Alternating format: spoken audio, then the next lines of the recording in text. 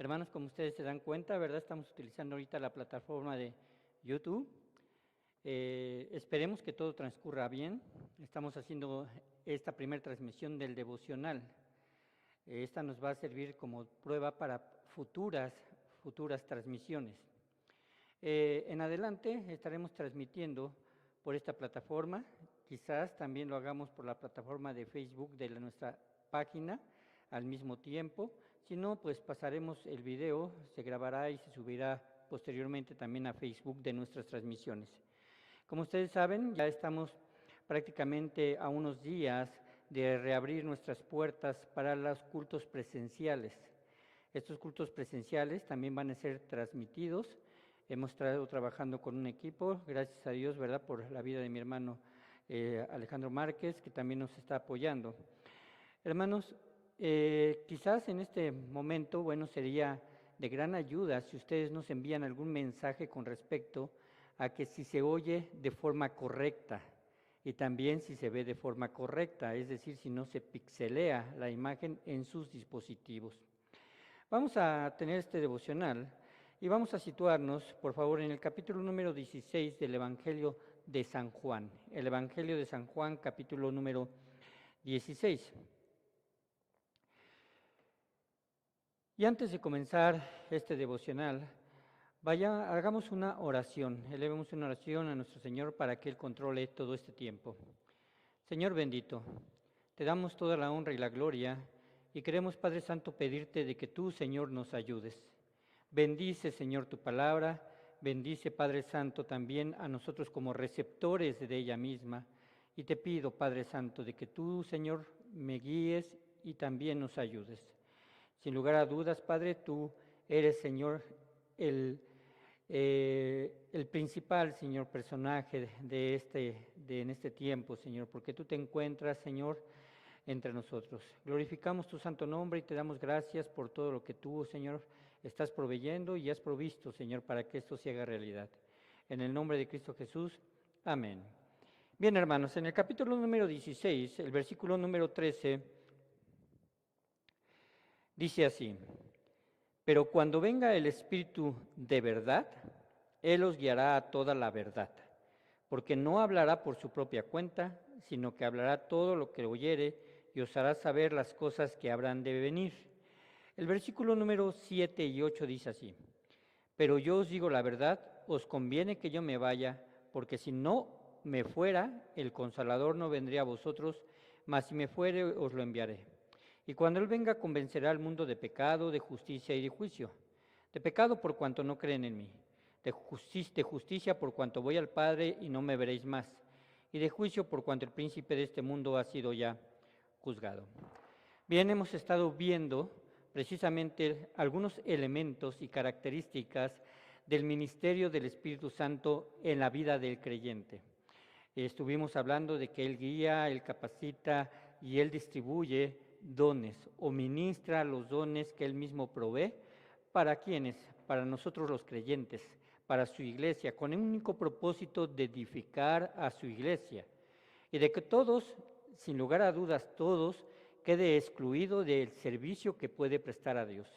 Todos los servicios son por igual, ¿verdad?, recompensados por el Señor. Ningún don es mayor que el otro en cuestión de precisamente de la disposición y del espíritu con que se hacen. Pero también el Espíritu Santo tiene, quizá vamos a decirlo así, su primera obra del ministerio que Él realiza, y es el de convencer. El Espíritu Santo es presentado a través precisamente del Evangelio de Juan como el Espíritu de verdad, el que guía a toda verdad. Por eso leí primero el versículo número 13, dice que cuando venga el Espíritu de verdad, Él los guiará a toda la verdad. Así que en realidad en la búsqueda de la verdad como seres humanos, es el Espíritu Santo quien está trabajando también a través de las personas, aunque todavía no hayan sido convertidas en el Señor, al recibir al Señor Jesucristo en su corazón, está convenciendo al mundo. Es obvio que en ese convencimiento las personas tendrán que tomar una decisión de aceptar o de rechazar. Y el propósito entonces de convencer es demostrar precisamente que el ser humano ha vivido en un error a través de los tiempos. Así como han caído todos los hombres en equivocaciones, en sus propias desatinos, en sus propias locuras, porque en realidad esto es lo que sucede, y además rechazando a Dios, esto nos puede poner entonces en claro que es necesario que nuestro Dios, ¿verdad?, en la persona del Espíritu Santo nos muestre lo que es la verdad.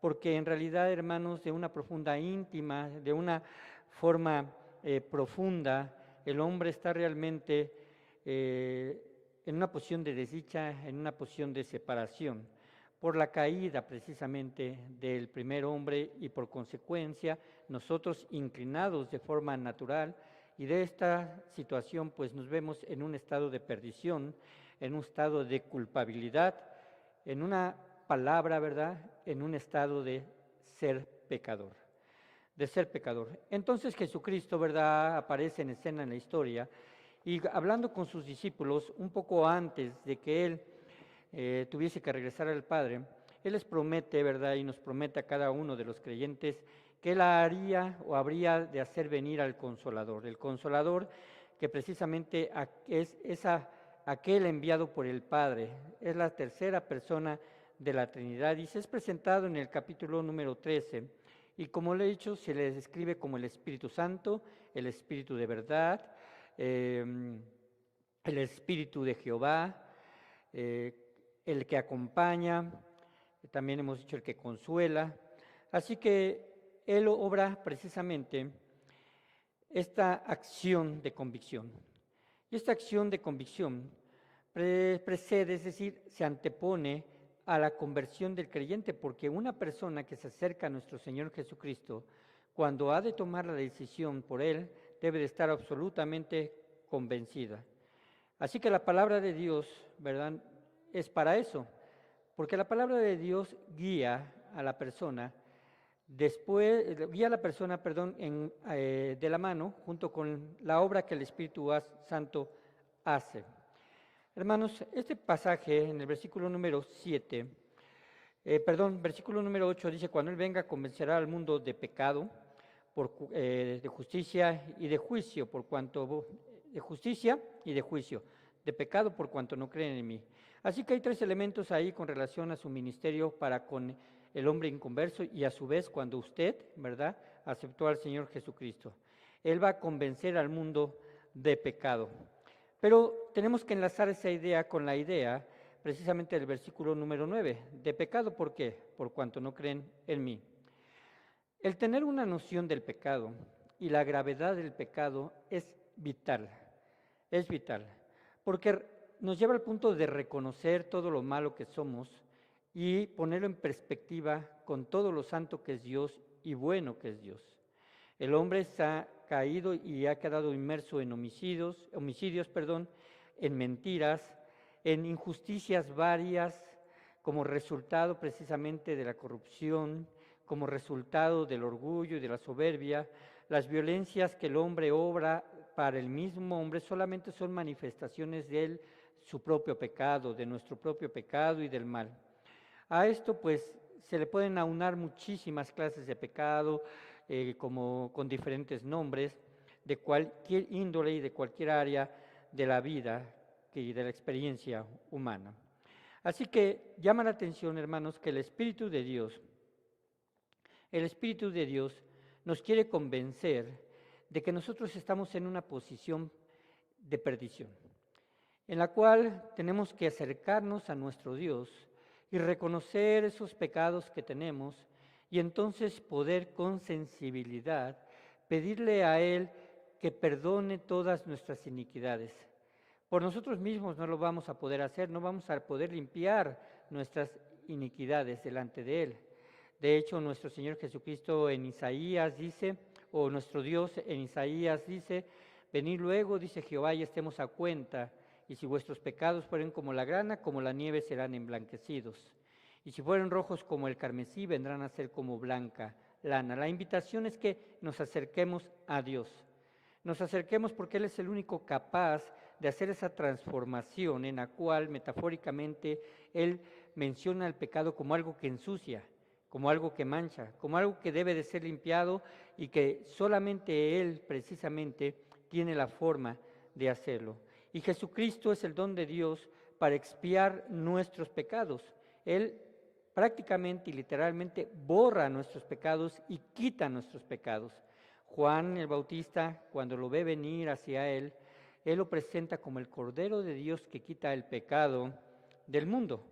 Y hermanos, cuando esta verdad, porque el Espíritu de Dios, ¿verdad?, es el Espíritu de verdad, y guía al hombre para que él entienda precisamente este concepto de separación que el hombre tiene para con Dios, entonces él tome la decisión precisamente de aceptar esa expiación o de rehusarse a aceptarla.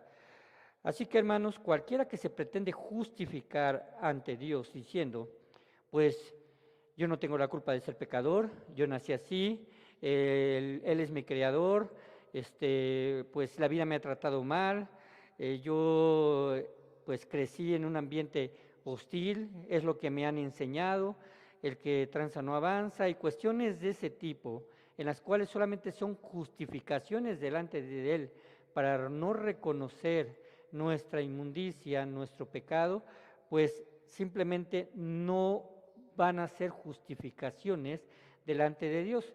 Porque a pesar de que haya surgido todas estas circunstancias y experiencias en la vida de un hombre, Dios está proveyendo una salida. La salida en su Hijo Jesucristo.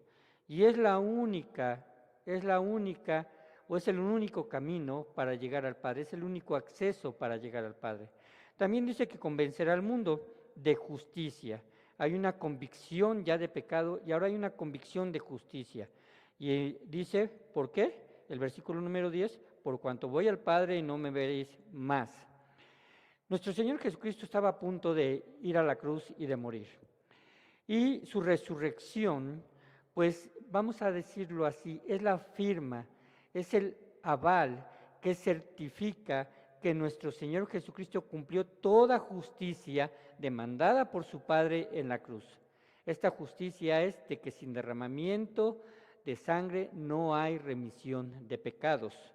Así que, hermanos, la prueba irrefutable de que esto sucedió es precisamente la cruz del Calvario. Cualquiera puede decir, bueno, yo soy pecador, y cualquiera puede también ir a las páginas de la Biblia y darse cuenta que nuestro Señor Jesucristo, ahí en Juan 3:16, está mencionando que Dios envió a su Hijo al mundo precisamente para salvar al mundo, porque de tal manera amó Dios al mundo que ha dado a su Hijo unigénito, para que todo aquel que en él cree no se pierda, mas tenga vida eterna. Así que, hermanos, Jesús, nuestro Señor, Él fue entregado por nuestras transgresiones y resucitado para nuestra justificación. La justificación precisamente es el área o la acción de Dios que determina el que nosotros seamos declarados justos. Pero ¿a partir de qué? A partir precisamente de la obra de Jesús en la cruz. Jesús, antes de morir, segundos antes de morir, Él dijo, consumado es. ¿Y qué fue eso que fue consumado? Fue su obra expiatoria y la justicia. La justicia. Así que debemos estar convencidos de que tanto somos pecadores y también estar convencidos que la justicia de Dios se cumplió. Y dice también ahí en el versículo número 8, también Él convencerá de juicio. Convencerá al mundo de juicio, por cuanto el príncipe de este mundo ya ha sido juzgado, según el versículo número 11. Satanás es el príncipe de este mundo. Y el día que Satanás puso al Hijo del Hombre, a nuestro Señor Jesucristo, en esa posición de sufrimiento y de muerte en la cruz, selló eternamente su propia condenación. Es decir, en ese momento, ¿verdad?, Satanás ya fue totalmente y legalmente derrotado, porque su obra era tratar de destruir precisamente la obra de redención, la obra de reconciliación entre el hombre y Dios. Y solamente hubiera sido posible si Jesucristo no hubiese ido a la cruz. solamente hubiera sido posible si Jesucristo hubiera caído en la tentación de Satanás, de que allá en el desierto, ¿verdad?, cuando es tentado, de querer tener todas las cosas, ¿verdad?, todas las cosas de este mundo material, con tal de que se postrara y adorara a Satanás. Pero nuestro Señor Jesucristo venció toda tentación, dándonos ejemplo de que viviendo en el Espíritu, podemos nosotros cada día llegar a tener un proceso más de santidad. La convicción de pecado representa esto, representa el poder, cada uno de nosotros, y si usted me escucha, amigos, si usted me escucha y no ha conocido al Señor Jesucristo como su Salvador, de poder usted, voy a decirlo de esta forma, reconocer lo que soy al lado de Dios. Y al lado de Dios yo soy un pecador, porque moralmente puedo yo autoexaminarme, puedo yo darme cuenta de que en realidad he cometido pecados. Quizás usted pueda decir, bueno, yo no he sido homicida, pero ha sido mentiroso. O quizás usted pueda decir, bueno, yo no soy un terrorista, pero ha tratado injustamente a alguien más, incluso lo ha llegado a maldecir. Y maldecir no es más que decir de otras personas, ¿verdad? O identificar a otras personas a base de groserías, a base de un mal deseo. Así que si usted corrobora eso en su vida y en su corazón, usted debe de saber que está en la condición de pecador. Ahora entonces, ¿qué es lo que queda? El Espíritu Santo está actuando en este momento sobre la vida quizás de algunos que todavía no le reconocen y está actuando para que Él pueda llevarlos precisamente al punto en el que deben de voltear hacia Jesucristo, deben de voltear hacia la cruz y entonces estar convencidos que en esa cruz Dios obró su justicia. Dice que la paga del pecado es muerte, mas la dádiva de Dios es vida eterna en Cristo Jesús, Señor nuestro. La paga del pecado es la muerte, pero no tiene por qué usted sufrirla si usted no quiere, porque nuestro Señor Jesucristo ya la sufrió por usted. Pero si usted le rechaza, usted sufrirá esa muerte, y la muerte es una separación eterna, espiritual e incluso física de Dios, y estará reservada su cuerpo y estará reservado su alma y su espíritu para un lugar de condenación que la Biblia lo menciona como el lago de fuego y que en términos más conocidos se le conoce como el infierno. Así que si usted reconoce que nuestro Señor Jesucristo murió y que esa es la prueba de la justicia de Dios y que ya fue precisamente satisfecha, entonces Dios es justo para justificarlo a usted a partir de ese sacrificio.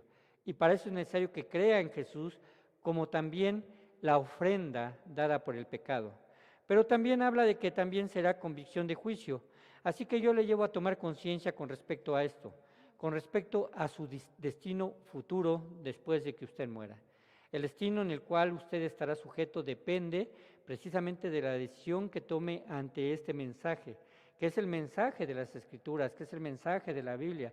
Quizás usted cuente con alguna Biblia y se dará cuenta allí en el capítulo 3 de Romanos, cuán separados estamos nosotros de Dios. Y en el capítulo 1 de Romano, cuántas abominaciones y hasta dónde el hombre ha caído en su bajeza precisamente de su moral y ha caído a ser totalmente un ser inmoral, un ser que está bajo la ira de Dios, pero el poder del Evangelio, que es el poder transformador, que es el Evangelio simple y llanamente, precisamente es la presentación de nuestro Señor Jesucristo como nuestro sustituto en la cruz, el cual murió, el cual fue sepultado, el cual resucitó al tercer día conforme a las Escrituras. Esta triple obra que hace el Espíritu Santo es la obra de convicción y solamente usted puede llevarlo a cabo en base a un elemento que Dios le ha dado, una capacidad, y es la de ejercer fe. Ejercer fe. Y ejercer fe, hermanos, tiene que ver, y amigos, tiene que ver con el hecho de creerle a Dios en su palabra. Dice en Hebreos 11, la fe es la certeza de lo que se espera, la convicción de lo que no se ve. Usted quizás, ¿verdad?, solamente tiene la referencia de ese sacrificio porque la Biblia lo dice, pero la Biblia contiene toda verdad y necesitamos creerla. También dice el versículo número 11 del capítulo 10 de Romano, pues la Escritura dice, todo aquel que en él creyere, en Jesús, no será avergonzado. Y después el versículo número 13 dice, porque todo aquel que invocare el nombre del Señor será salvo. ¿Cómo pues invocarán a aquel en el cual no ha creído? ¿Y cómo creerán en aquel de quien no han oído? ¿Y cómo irán sin haber quien les predique? Hermanos, la realidad, y amigos también, la realidad es que el tiempo para estar frente al Señor cada vez se acorta, ya sea porque estamos ya precisamente viviendo, ¿verdad? Quizás algunos, si alguno me escucha, quizás las últimas etapas y los últimos años de su vida, por cuestión simplemente de que pues hemos llegado, ¿verdad? A la tercera edad o han llegado a la tercera edad, quizás otros estén cercanos sin saberlo porque a lo mejor podemos ser o estamos padeciendo alguna enfermedad que todavía no nos damos cuenta, o quizás simplemente, ¿verdad? Porque la vida en sí misma, ¿verdad? No nos da una póliza de seguro de cuánto vamos a vivir. Por eso también la misma Biblia nos enseña que hoy es el día de salvación, no mañana, no pasado mañana, no esperar precisamente hasta el último segundo, porque quizás así, sin saberlo y sin darse cuenta, usted se presentará delante del Señor. Dios le bendiga y estaremos escuchándonos también el día de mañana en la transmisión precisamente de las damas sembradoras de fe. Esa transmisión se hará por la plataforma de Zoom de nuestra iglesia. Así que hermanas que me están escuchando en esta tarde, por favor, comprométanse también, ¿verdad?, a escuchar y a ser edificadas a través de la persona que expondrá su palabra. Recuerden el día de mañana, 6:30. Si dije antes 6, me equivoqué, 6:30 de la tarde por la plataforma de Zoom. Bien, hermanos, Dios les bendiga. Y este mensaje, ¿verdad? Espero que haya quedado ahí y bien grabado como referencia. Y si quieren ustedes compartirlo, bueno, pues está a la disposición porque es el Evangelio que debe ser proclamado a todo el mundo. Muchas gracias.